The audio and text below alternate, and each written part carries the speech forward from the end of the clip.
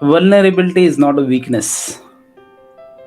Vulnerability is a power, friends.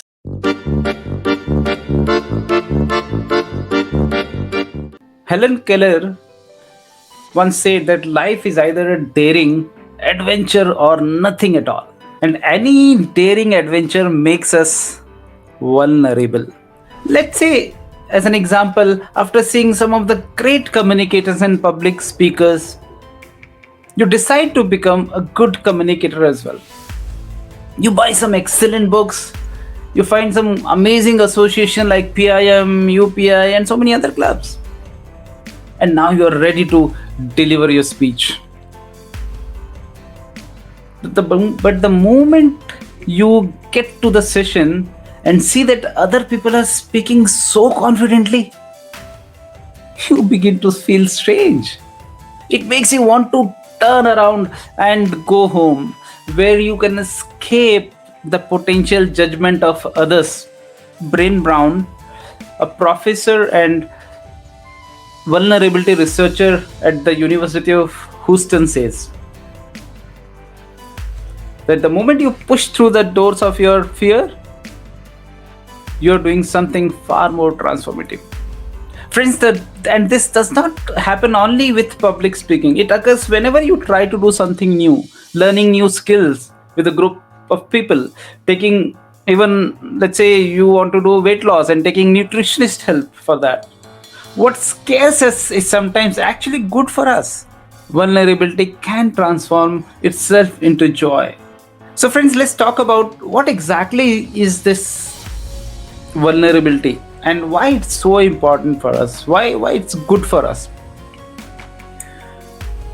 So again, the Professor Brain Brown describes vulnerability as uncertainty, risk, and emotional exposure. It's that unstable feeling we get when we step out of our comfort zone to do something that forces us to loosen the control. Think about your life, friends. Whenever you were feeling that you are vulnerable, you are going to be emotionally exposed, but you still went through it, those are the times of the great courage.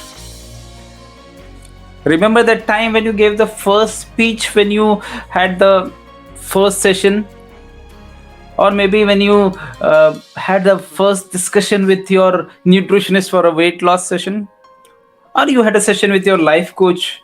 All those are times of vulnerability. But it was also time of great courage, isn't it? When you had fell in love for the first time and when you were sharing that feeling, or when you had asked for the forgiveness.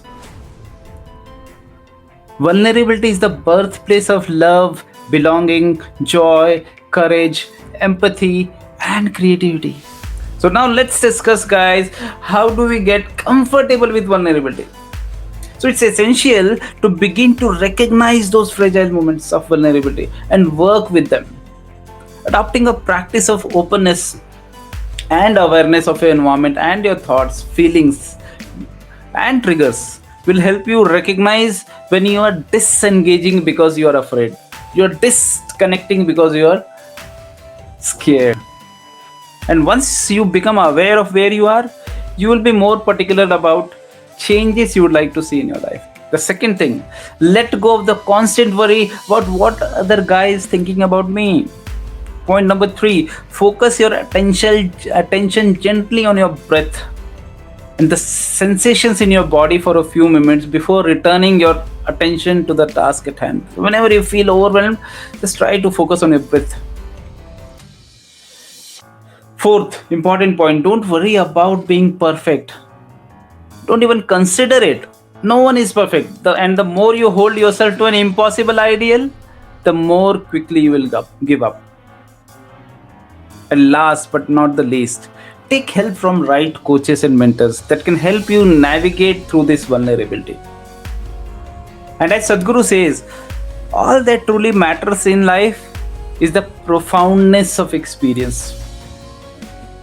And your experience can be profound only if you embrace the vulnerability which comes when you dare to adventure, dare to take risk, dare to learn any new skill, dare to accept help, and dare to experience something new. Benny Brown says vulnerability sounds like truth and feels like courage. Truth and courage aren't always comfortable, but they are not weakness. So, friends, let's learn how to harness vulnerability and experience the profoundness and move to our next levels.